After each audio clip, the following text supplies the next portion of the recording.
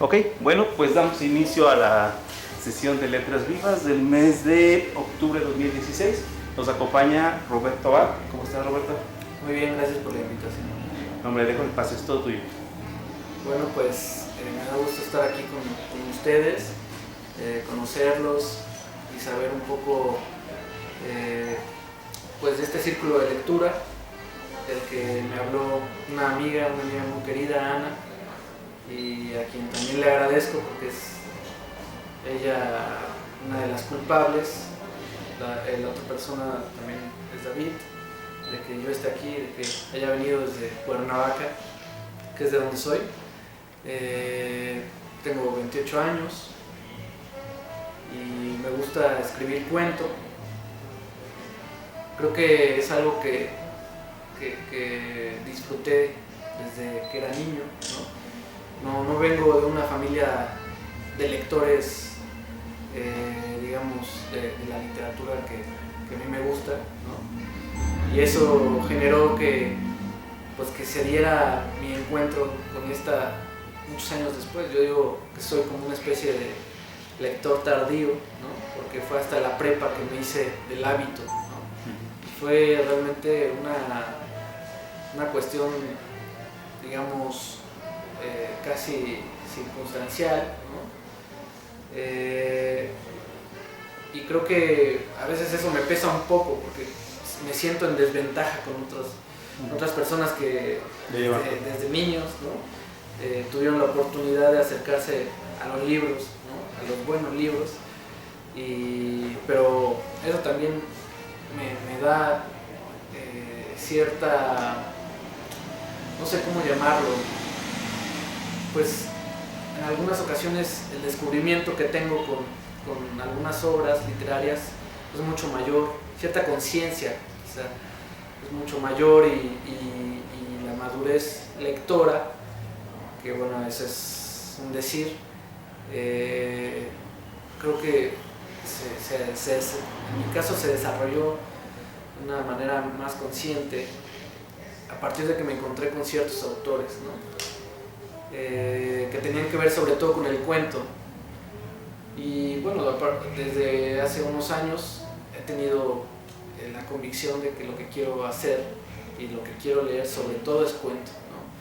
En este país, en donde se lee sobre todo novelas, leer cuento y escribir cuento es una apuesta, digo, ¿no? Porque de entrada debes de saber que quien vive de cuento es alguien realmente, quien vive de cuento es muy afortunado, ¿no? Muy pocos viven de la escritura del cuento, y menos aún del microrrelato, que es de lo que es el género del que va mi libro, ¿no? Entonces ya de por sí tomar esa decisión es una especie de apuesta, de aventarse a una alberca que no tiene agua, ¿no? Sabiendo que te vas a impactar en algún momento. Pero me gusta mucho pensar en eso, ¿no? Porque es un poco ir contracorriente, ¿no? Y creo que en general los escritores siempre van contracorriente, ¿no? A algunos les tocan ríos menos salvajes y a otros pues más bestiales, ¿no?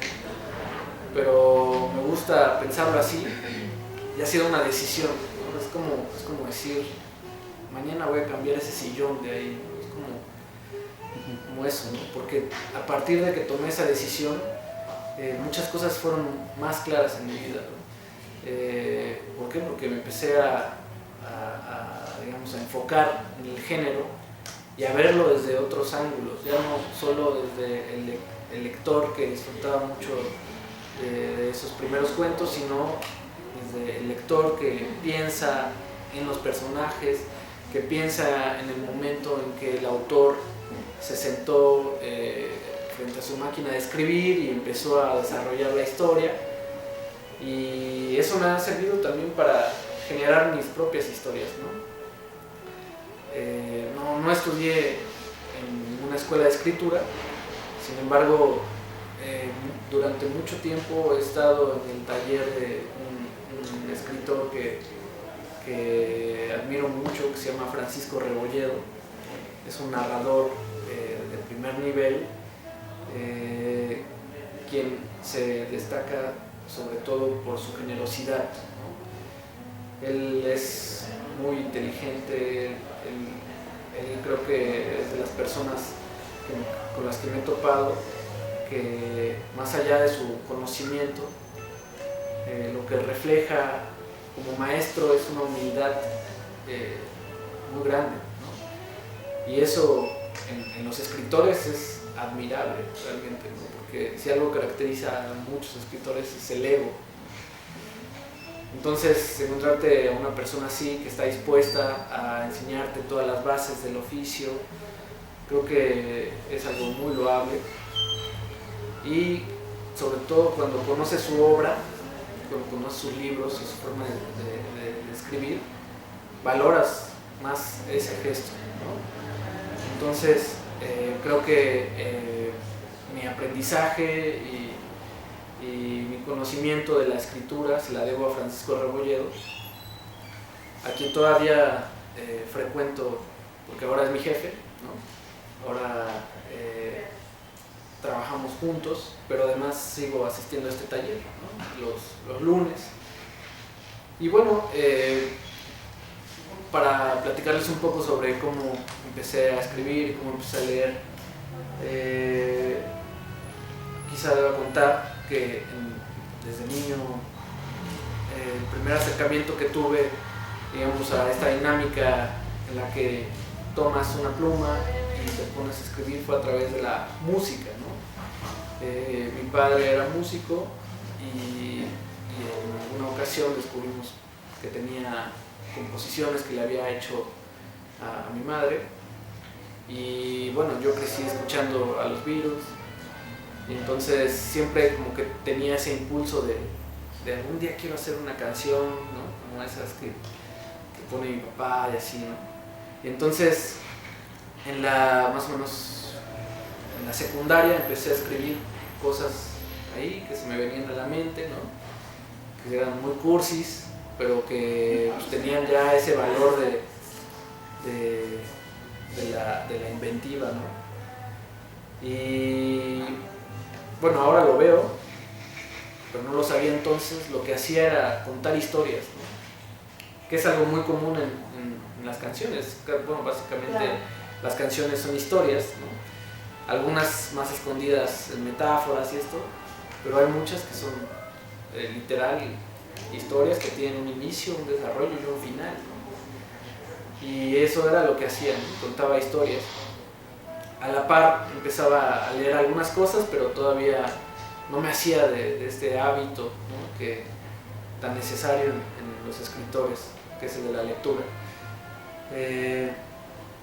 Pero ya empezaba a leer algunas cosas en la secundaria, como El llano en llamas de Juan Rulfo, que fue un libro que me marcó muchísimo, porque me abrió una de las puertas de la literatura, de esa literatura que te muestra,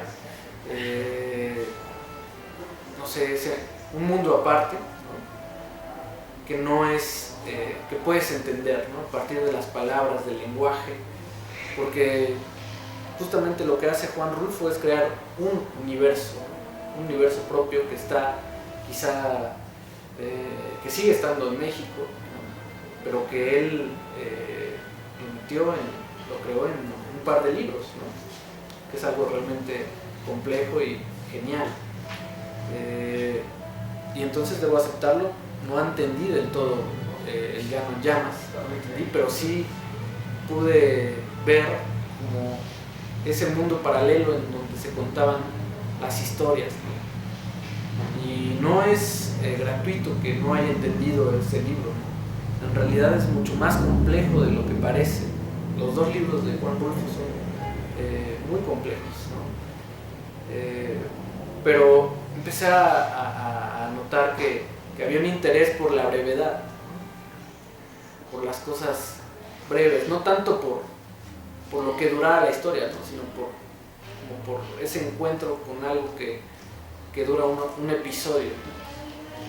No sé si me doy a entender mucho, pero el chiste es que empecé a leer muchos cuentos, entrando a la prepa, y fue cuando le quité la música a las historias y le dejé solo las letras, ¿no? Y empecé a escribir algunas cosas que me acuerdo un poco, ¿no? Y son como muy chistosas, pero que tienen ahí cierto valor sentimental, ¿no? Por ejemplo, una de las primeras historias que escribí se llamaba Relato de una gota de lluvia, ¿no? Y era el relato de, pues eso, ¿no? De una gota que es como una especie de fábula, donde la gota cae de la nube y el relato transcurre en la caída, ¿no? Digamos, y pues acaba cuando se impacta con el asfalto, ¿no? Bueno, creo que no dice si impacta con el asfalto o con la tierra. Eso era, creo que, el chiste del cuento, ¿no? No saber, por ejemplo, si cae en la tierra, si era como un guiño, a mi parecer, ¿no? De que podía seguir viviendo, ¿no? De otra forma. No recuerdo ahorita, pero ese fue uno, por ejemplo, de mis primeros relatos, y que salió publicado en una revista de una institución llamada CONAFE. La revista se llamaba Chispas, estaba enfocada a los instructores que son jóvenes que van a dar clases a las comunidades marginadas del país, ¿no? Y la revista llegaba a ellos, ¿no? Entonces ahí salió publicado y para mí fue como un súper logro, porque durante mucho tiempo estuve intentando publicar en revistas y nunca pude hacerlo en ese momento. Y entonces que me abrieran las puertas de una revista que aparte tenía un tiraje nacional, ¿no? Que no estaba abierta a todo el público, pero sí a jóvenes, ¿no? Pues fue para mí algo grandioso, ¿no? Y estaba muy relacionado con las cuestiones naturales, no sé qué clase de interés tendría, pero ese fue uno de los textos que escribí. Al principio tenía otro sobre un árbol que hablaba también, ¿no? Y bueno, pues me fui metiendo cada vez más en el género y descubrí algunos otros autores que me marcaron, como Edgar Allan Poe, ¿no? Que me parece también un autor inagotable, ¿no? Y ahora lo disfruto mucho más porque soy más fan del género de terror, no solo en la literatura, sino también en el cine. Y eso es algo que no he podido compartir, por ejemplo, con varios amigos, y con otros sí, que también son muy fanáticos de este género, ¿no? Como que tengo algunos amigos que les comparto esta pasión que tengo por el género del horror y lo fantástico, y como que no les gusta, ¿no? Mucho. Y a otros, en el taller, por ejemplo, compartimos casi los mismos gustos en cuestión de escritura y en cuestión de cine y literatura, ¿no? Y bueno, el chiste es que empecé a meterme más en los libros y en los cuentos. El hecho de que me gustaran los cuentos no quería decir que no leyera novelas o que no leyera cuentos de poemas, sino que los leyera quizá en menor cantidad, ¿no? Pero aún así regularmente leo libros de novelas o de poemas, ¿no? Como para complementar la formación, ¿no? Que no acaba nunca. Y bueno, fue algo muy chistoso las primeras veces que terminé textos y que quise publicarlos, porque me rechazaron muchas veces, ¿no? Pero infinidad de veces así. Y es algo, creo que por lo que tiene que pasar el autor joven, ¿no? El autor principiante. Creo que las cosas a veces tienen que ser así, porque los textos no están suficientemente maduros, ¿no? Hablo desde luego desde mi experiencia, no eran quizá ni siquiera publicables, pero ya había como esa intención de querer publicarlos, ¿no? Y el hecho de que me rechazaran me salvó de publicar bodrios, ¿no? En realidad, cosas que, como les digo, tenían solo un valor sentimental, pero no creo que tuvieran un valor literario.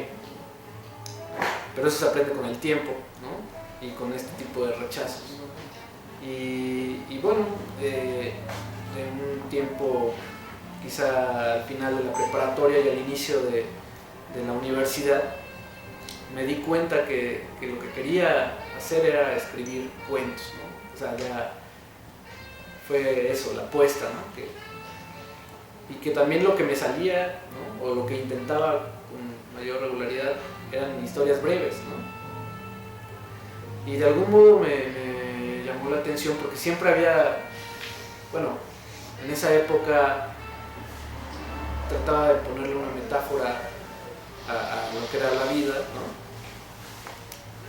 Y en alguna ocasión lo discutí con un amigo, ¿no? Que también le gustaba leer, y él pensaba la vida como una novela, ¿no?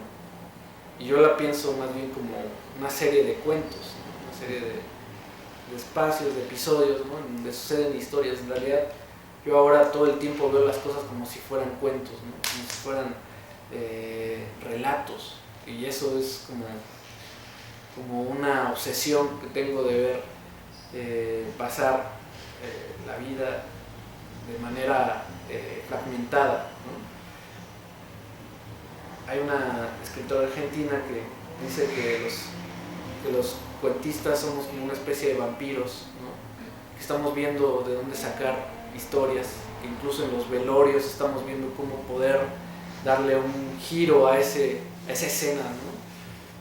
Y yo al menos me identifico con eso, ¿no? Todo el tiempo estoy tratando de pensar cómo darle un punto interesante a esa escena que acabo de ver en Plaza de Armas, o a esta reunión, ¿no? En donde podría yo meter un elemento que haría de esa historia algo bueno, ¿no? Y a veces eso me sirve, y a veces como que siento que no sé, siento que me lleva a la obsesión, ¿no? Siento que muchas veces no me deja ver desde otros puntos de vista. Pero bueno, son las cosas, las mañas que tiene el escritor y con las cuales trabaja. Y bueno, en algún momento empecé a escribir cosas muy breves, ¿no? Y me di cuenta que había algo diferente ahí, ¿no? Es decir, leyendo a otros autores, por supuesto, influenciándome de otros autores como Julio Cortázar, como Arreola, ¿no? Que sobre todo Arreola en su momento, y después Cortázar, que escribieron cuentos muy breves, ¿no? Y que son geniales. Me empecé a meter más en el género, fui a un par de talleres que eran específicamente de minificción, que es ahora como le llaman a este género, que es una palabra que recoge, digamos, otros subgéneros que se acercan a la narrativa y a la poesía un poco, como el aforismo, como el periquete, como la greguería, como el mismo haiku, ¿no? Todos estos caben en esta categoría, siempre y cuando haya una intención narrativa o de contar, una intención de contar algo, ¿no? Y algo también que es interesante es que una minificción se compone casi de las mismas palabras, tienen la misma cantidad de palabras y de silencio. Es algo que dice Raúl Brasca, es un escritor argentino importante en el género y muy bueno, ¿no? Recomiendo mucho sus libros. Se compone el microrrelato de la misma cantidad, casi de la misma cantidad que de palabras de silencio, ¿no? Y creo que eso es importante al leer una historia breve, porque justamente en el silencio es donde el autor, donde el lector tiene la oportunidad de continuar la historia. Y cuando vean, si llegan a leer mi libro, o cuando se encuentren con algún cuento brevísimo de Cortázar, de Arreola, de Monterroso, se van a dar cuenta que están separados por un espacio, ¿no? O sea, hay un cuento en cada página, y uno pensaría que es mucho papel para, o algunos pensarían que es mucho papel para poquitas palabras, ¿no? Pero tiene una intención, es aire, ¿no? Es silencio que sirve para que el lector pueda complementar esa historia, ¿no? Y bueno, me encontré a muchos autores que me fueron fascinando, entre ellos otra argentina, Ana María Shua, que me mostraron una forma de hacer microrelatos, ¿no? Cortázar sin duda fue una influencia muy fuerte en la preparatoria, en la universidad, ¿no? Porque seguramente que lo haya leído encuentra, como yo encontré en su momento, textos muy lúdicos, ¿no? Y por eso creo que Cortázar siempre suele ser un autor que inicia a lectores, ¿no? Que los inicia en la literatura, porque enseguida te muestra este juego que hay en su literatura, y que no suelta al lector, que al contrario lo incluye, ¿no? Él hablaba sobre el lector cómplice, ¿no? Que es un término que se hace presente, si bien en toda su obra, sobre todo en Rayuela, ¿no? Donde él propone al inicio dos tipos de lecturas, ¿no? Una típica, que puede ser de la página 1 a la final, o una lectura como la que él propone, que empieza en el punto 5, en la numeración 50 y tantas, ¿no? Y que continúa en las 70 y tantas. Entonces uno, si decide el segundo tipo de lectura, tiene que ir leyendo los apartados, ¿no? De acuerdo a esta numeración que es arbitraria y que es que va saltando de una página a otra, ¿no? Eso me parece que es un ejemplo de cómo hace del lector un cómplice, ¿no? Y eso me pareció a mí algo deslumbrante. Creo que hacer que el lector vaya metiéndose en las páginas de esa manera es algo muy complejo, ¿no? Y cuando leí Rayuela, pues sí me noqueó, ¿no? De algún modo. Pero también sucedió, esa fascinación se repitió con sus cuentos, ¿no? Y con los cuentos de Rulfo, que volví a leer, ¿no? Y con las historias de Arreola. Y bueno, siempre había como este instinto por generar historias breves.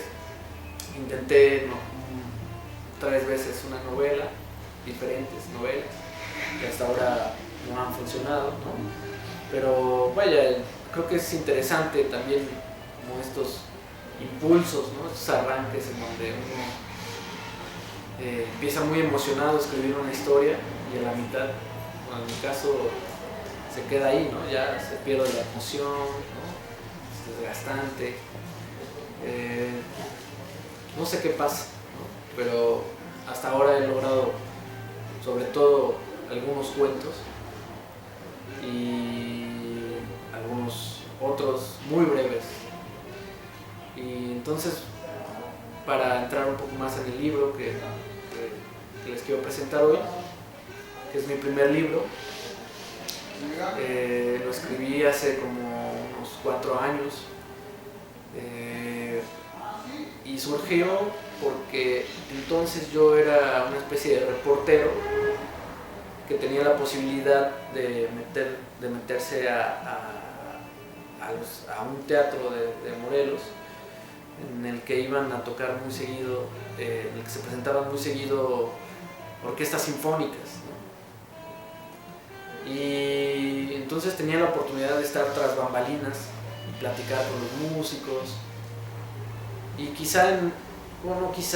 fue en esa época que recordé un episodio de mi infancia. Un día recuerdo haber ido al Zócalo con mis padres y ver a la Orquesta Sinfónica Nacional presentarse de manera gratuita, y ese momento me quedó muy grabado, ¿no? Fue algo como sorprendente, ¿no? Porque vi a todos los músicos que eran como, no sé, como un gran ejército, sus instrumentos brillosos, ellos impecables, no, también las luces y esto, ¿no? Pero vaya, el conjunto que era la orquesta me impactó muchísimo, ¿no? Y pude rescatar este recuerdo y convertirlo en otro impulso, ¿no? Literario. Y a partir de entonces me di cuenta que lo que estaba viendo yo tras bambalinas, en estos conciertos a los que iba a cubrir la nota, era un material literario. Y fue así como me planteé que quería escribir sobre una orquesta, sobre los músicos, sobre la música clásica. Y a partir de ese momento empecé a investigar qué era lo que se había escrito, y empecé a hacerme de algunos libros, no necesariamente literarios, más bien académicos, sobre música clásica. Me encerré un par de veces en una biblioteca que estaba dedicada a la música y encontré un libro muy curioso que se llama El Concierto, que explicaba teorías sobre los conciertos y algunas categorías que daba el autor, no recuerdo ahora. Entonces ahí fue que hallé el término de orquesta primitiva, que según ese libro era una orquesta, definía orquesta primitiva como una orquesta que se componía de menos elementos que las orquestas sinfónicas convencionales, y que lograba, digamos, un sonido igual de grande, así lo entendí yo, pero que se componía de menos elementos. Y eso me pareció algo simbólicamente relevante, dado que creo que es algo similar a la minificción, ¿no? La minificción es eso, son menos palabras, es decir, menos en comparación con un cuento convencional, menos elementos, pero que ya son, que te trazan toda una historia, y me pareció que se emparentaba muy bien con lo que estaba haciendo en ese momento. Entonces, empecé a leer más cosas, y ya hasta que llegó el momento en el que me puse a escribir. Salieron alrededor de 200 historias, pero muchas de ellas eran paja totalmente, pero fue un momento como frenético en el que una temporada, unos 3 meses, 4 meses, me senté a escribir y a idear más historias, y qué era lo que quería hacer con estos personajes, hasta que tuve ya ese conjunto de microrelatos, y lo que hice después fue quitar, borrar, eliminar aquellas que creía que eran chispazos o impulsos de ingenio, que es muy común en la minificción, ¿no? Sobre todo en la que se produce desde las redes. Eso es algo que iba a comentar, que es un género ahora muy conocido, porque las redes sociales han sido como un terreno idóneo para que se difunda. Pues si ustedes tienen Twitter o Facebook, se darán cuenta que la mayoría de las publicaciones, bueno, en Twitter es una condición, no hay publicaciones de más de 140 caracteres. En Facebook se puede alargar, pero aún así siguen siendo textos muy breves. Entonces ha servido para que el género se dé a conocer, pero también para que haya cierto desprestigio, porque mucho de lo que se publica en redes sociales son impulsos poéticos, chistes, cosas malogradas, ¿no? Pero sobre todo estos dos, ¿no? Es decir, eso no quiere decir que la minificción no pueda tener un dejo poético o que esté atravesada por el humor. Por el contrario, son valores que al menos en la escritura breve latinoamericana están presentes. Sin embargo, cuando se van del otro lado de esa frontera, empiezan a entenderse otro tipo de minificción, de estilos que quizá ya dejan de ser cuentos brevísimos y empiezan a ser chistes, empiezan a ser versos. Y entonces lo que traté desde un principio fue que los textos que iba a escribir de orquesta primitiva trataran de evitar caer en estas fronteras de la brevedad, pero no rechazarlas del todo. Y en realidad casi todo el libro está, digamos, atravesado por el humor. Es un libro que se tiene que leer desde el humor, a mi parecer, pero también desde la metáfora, desde el aforismo, que son digamos, primos hermanos de la minificción. Entonces me empecé a involucrar mucho con ciertos autores, con ciertos personajes de las orquestas, hasta que dejé un documento como de 80, 70 y tantas historias, y fue lo que yo creí que era ya es el libro, ¿no? por así decirlo. Y bueno, lo dejé descansar un rato y de pronto vi una convocatoria que hace cada año esta editorial llamada Tierra Adentro. Es una editorial que publica jóvenes escritores menores de 35 años. Lo que yo digo es que la literatura siempre la juventud es relativa. Uno puede ser joven escritor hasta los 40, ¿no? Por ahí. Entonces, pues acá menores de 35 podían enviar a esta convocatoria una obra para publicación. Entonces la vi y bueno, dije, pues la voy a mandar a ver qué tal. Y bueno, me tardó un tiempo considerable el dictamen,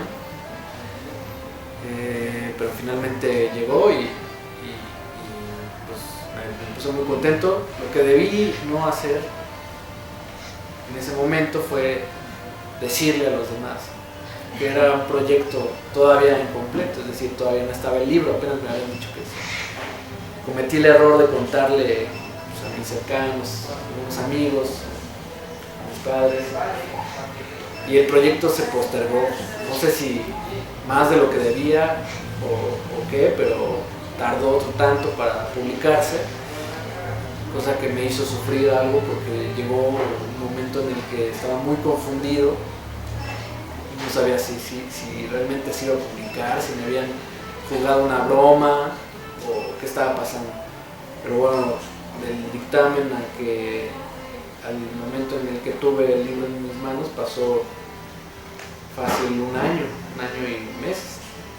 Ya después entendí que bueno, todos los procesos editoriales llevan su tiempo, llevan su papeleo, la misma formación es un arte, la edición también. Entonces fue uno de los aprendizajes que tuve a partir del libro, y ha sido una experiencia pues simplemente reveladora, ¿no? De muchos aprendizajes. Quería comentar también que el título hacía referencia a dos palabras que se usan mucho en la música clásica, que es ópera prima, que significa primera obra. Y eso es para mí este libro, vaya, no porque, o sea, lo es, ¿no? Para todo, es mi primer libro. Y quise jugar con estas palabras, ¿no? Orquesta primitiva, ópera prima, que es un significado que muy pocos quizá puedan descubrir, pues efectivamente es un tanto forzado, pero que a mí me gustaba pensarlo de esa manera, ¿no? Es mi primera obra, es con la que me presento, y bueno, es un libro que está estructurado como un concierto, es decir, tiene una presentación. Antes de la presentación, siempre se me olvida comentar esto, tiene un programa que en realidad es un índice, pero en lugar de decir índice dice programa, y eso para mí ya cambia el asunto, ¿no? Porque cuando llegas a un concierto de música clásica, lo primero que te dan es un papel con las piezas que van a interpretar ese día, y para mí era importante que hubiera esa modificación que recibió muy bien la editora, y porque en realidad el libro tiene el espíritu de un concierto, o al menos eso quise plasmar en él. Después del programa hay una presentación que la hace el narrador, digamos, el narrador que soy yo, pero que a la vez no soy yo, y en la que le habla a ese lector, a ese improbable lector, y le dice que en ese concierto puede hacer lo que quiera, ¿no? Puede aventarles jitomatazos a los músicos, puede invitar a su mascota, puede contestar el celular, es decir, todas aquellas condiciones que nos ponen en el teatro, incluso en el cine, ¿no? Para respetar pues la presentación o simplemente a los demás escuchas.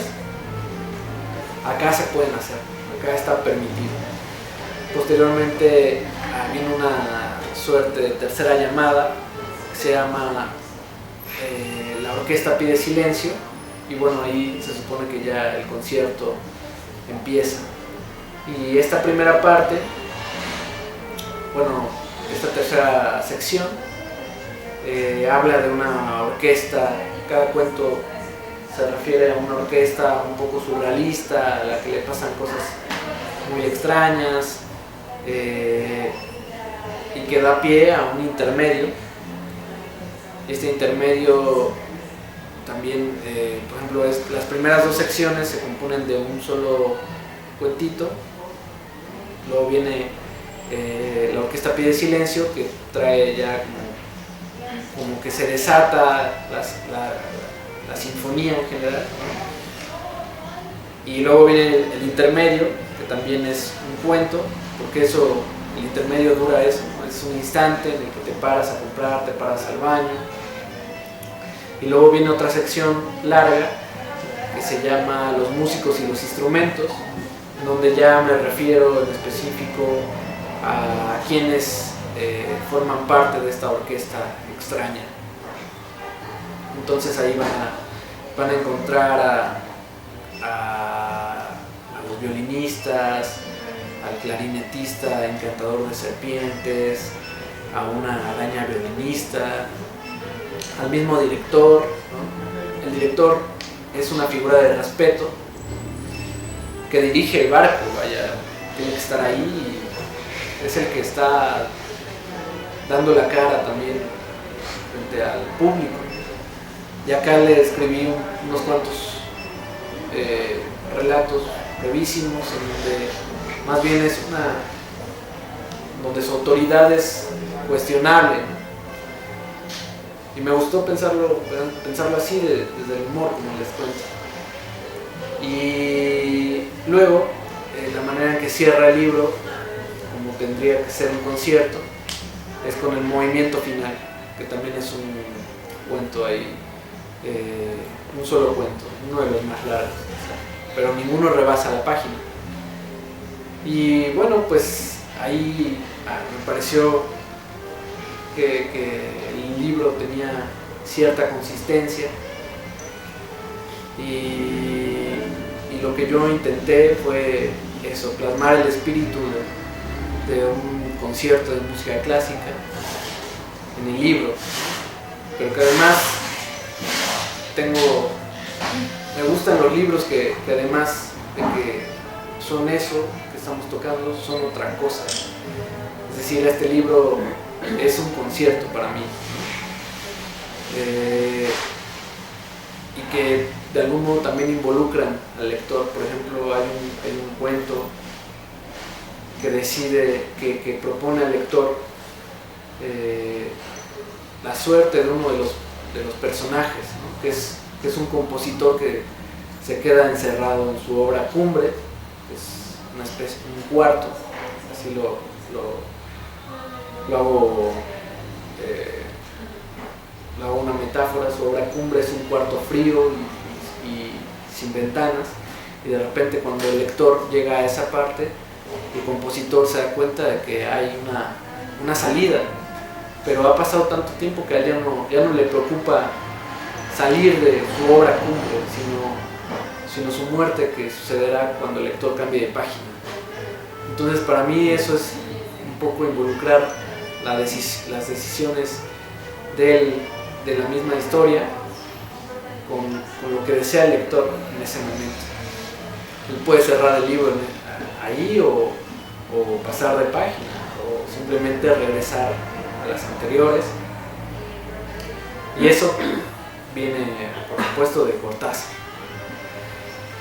pero en casi todo el libro me estoy refiriendo al lector, me estoy refiriendo a los músicos y también al editor, que sale en el último cuento. Roberto, Sí. ¿te puedo hacer una pregunta? Sí. Tú quedaste muy impactado cuando tus papás te llevaron a ver esta orquesta, la Sinfónica Nacional. Wow. Y eso a ti te dejó marca. ¿Por qué decidiste ser escritor y no músico? Bueno, también soy músico. ¿Sí? Sí. ¿Qué instrumento tú? Bueno, ayer justamente que fui a presentar el libro a una escuela de música, la Escuela Municipal de Formación Musical, también me ¿De qué presentaron. parte de la unidad? No tengo idea, está ¿no enfrente eres de de una aquí? farmacia. No, soy de Cuernavaca. Ok. Pero bueno, el punto es que pues, me presentaron como músico frente a verdaderos músicos. Yo puedo decir que sé sortear algunos ritmos, ¿no? Y sé algunas notas. Claro que desde Muy pequeño... empírico, así como uno, ¿no? Que agarra la guitarra y nada más te sabes la clave de sol y ya cantar. Pues sé las notas. Uh-huh. Y soy más bien un músico que se formó de manera empírica,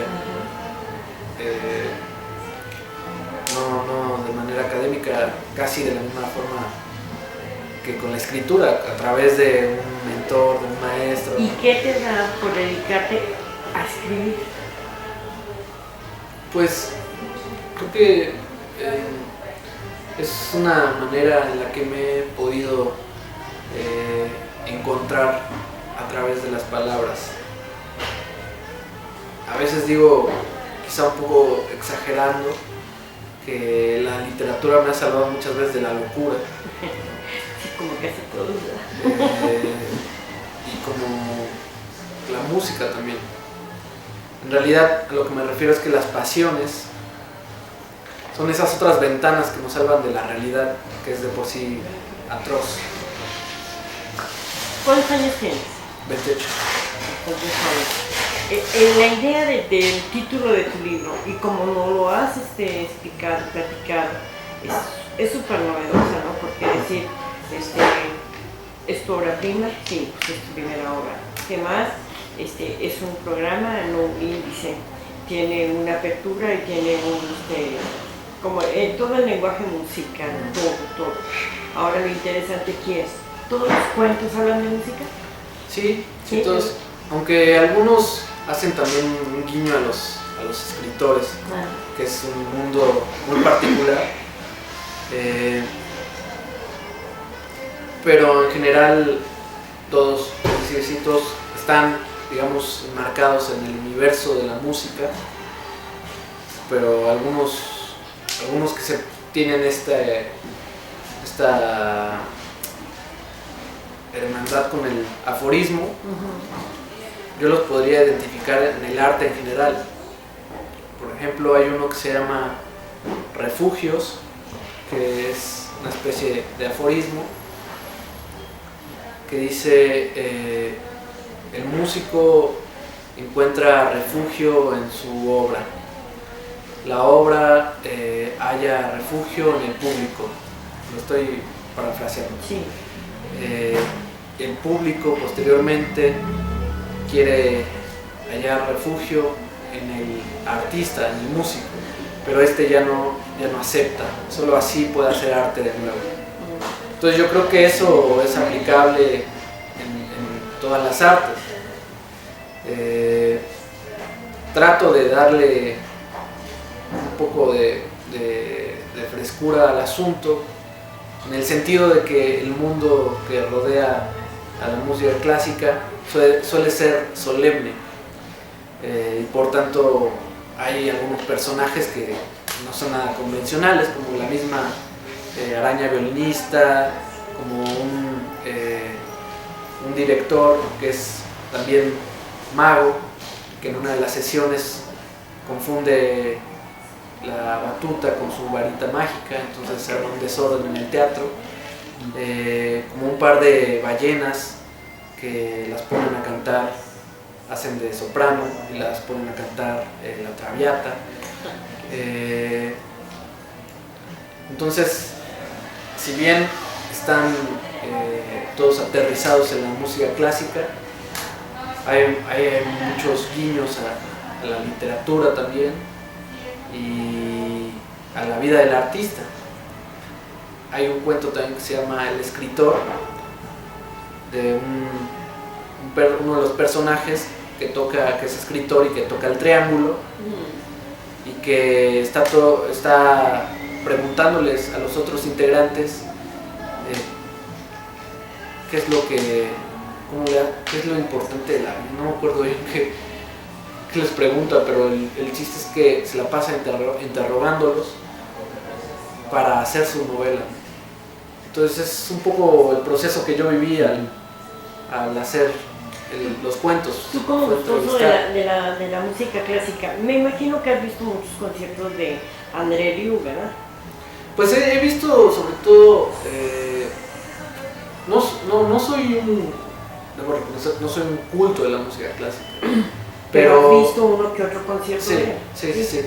Pero sí me involucré en lo que tenía que ver, en esta interacción que había, sobre todo en conciertos, que es una interacción muy particular. Y vaya que interactúa, porque agarra pasajes de literatura, o sea, literarios, los lleva a la música y escenifica, ¿no? Y ahorita que mencionaste lo de las ballenas, pues sí, me lo pude imaginar gráficamente. Hay otro, no me acuerdo si es en un concierto donde están a punto de comenzar y dice, un momento, nos falta un elemento importantísimo. Y entra por ahí atrás, corre y corre, un músico que faltaba y que trae increíblemente una máquina de escribir. Ah, claro. De hecho, la máquina sale en el libro. Sí. Es decir, que esa me parece una pieza genial. Sí, sí. Ya cuando lo oyes, ¡pum! Y que yo también cuando lo vi es realmente divertido. Sí. Pero además esa intención por generar una melodía a través de O sea, con esos las elementos, percusiones de la máquina. con esos elementos, es lo que te queda. Sí, de hecho, Ahorita que mencionaste el triángulo, hay un cuento puedo dedicado imaginar el gran músico. hay un cuento dedicado a esa melodía que yo trato como de hacerle un guiño. Déjalo, voy a leer para que... En lo que lo encuentras, hago un comentario. También sale personaje como el flautista de Hamelin. Me encantó el encantador de serpientes. Pero yo también quería comentar esto, Roberto. Tú dices, a propósito de la música y la escritura, que le quitas la música al relato. Sin embargo, yo creo que no, porque te fijas, tú rescatas autores como Rulfo, tal vez algo Cortázar, que a fin de cuentas hay algo ahí, hay ritmo en esos relatos. Y buscándolo, tal vez algo de ritmo. Bueno, yo creo que sí encontré en los relatos propios. Entonces, son elementos como que bien pequeñitos y sé yo aquí más como, creo que encontré mucho algo como a Arreola en algunos momentos, ese diálogo con el lector.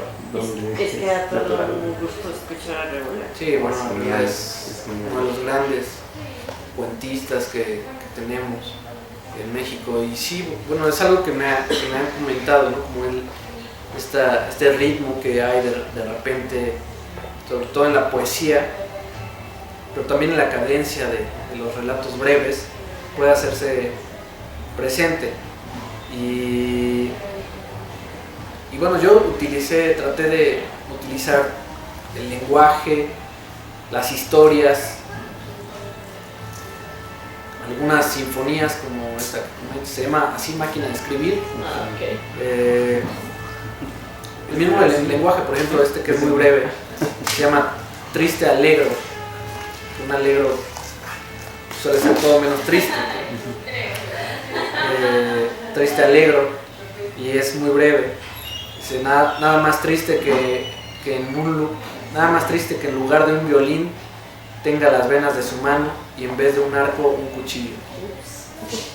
Entonces esa doble lectura de el instrumento, pero también como del suicidio. ¿Desde qué óptica tú te decides a decir, cuando tuviste tu fase creativa y que estabas tú así como a decir cuáles eran paja y cuáles no? ¿Cuáles eran qué? ¿Qué cuentos tuyos eran paja y cuáles no? Bueno, le di las primeras versiones las leyeron algunos amigos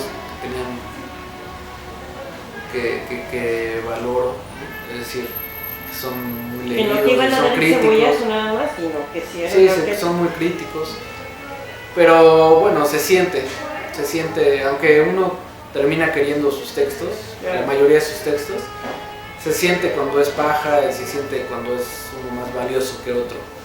Entonces, pues sin rencores y sin piedad. Eso es uno de los criterios que tengo. ¿Cuántas obras estás presentando en tu libro?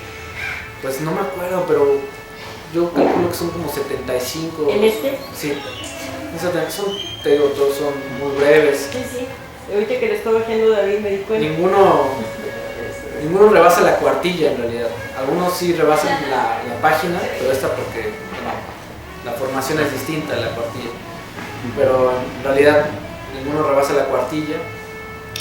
Y bueno, pues eso fue un poco el proceso de orquesta primitiva. Bueno, de hecho, aprovechando tu libro, puedes voltear tu libro para que veamos, no más bien las hojas, para que veamos las marcas que están hechas en amarillo.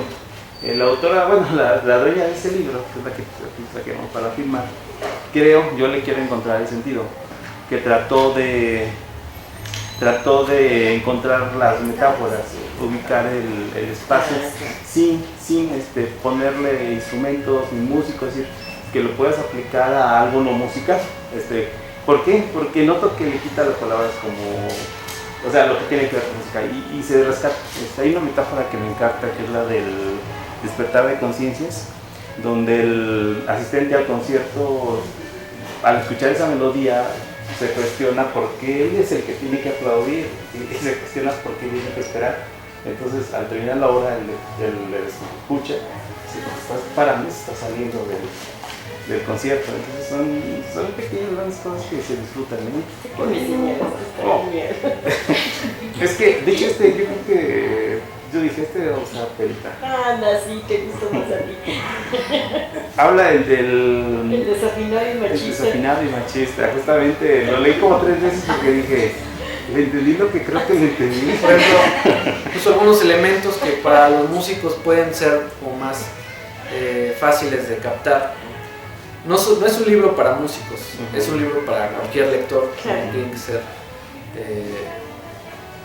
Tiene que ser la literatura.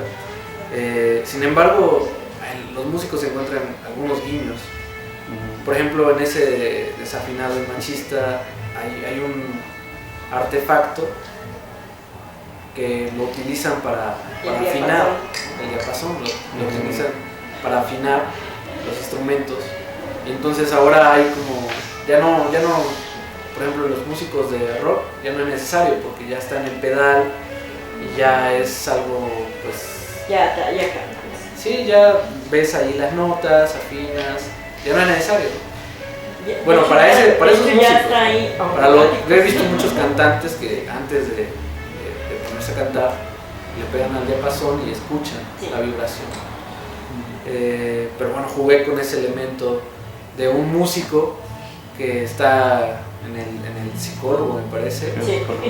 y que de hecho es el psicólogo el que se refiere al músico, ¿no? Y le pregunta que si él estaría dispuesto a aceptar que alguien más esté con su pareja, que es el diapasón, a partir de que él ha cambiado por un artefacto sofisticado que es el pedal. No digo que es el pedal, pero es un pedal en el fondo. Y pues el otro obviamente se pone celoso y es cuando el psicólogo le dice, no, bueno, pues lo que usted tiene es más bien mal oído, ¿no? Y esos elementos. Las partituras también es algo que está muy presente, como metáfora. Por ejemplo, me acuerdo mucho que le pregunté a un músico, creo que no era de la Sinfónica Nacional, pero sí era de una orquesta, muy buena, creo que era la de Acapulco. Le pregunté cuál era su melodía favorita, bueno, su sinfonía favorita. Me dijo que la que estuviera tocando en el momento, que era cuestión de sentirla. Dije, bueno, pues está bien.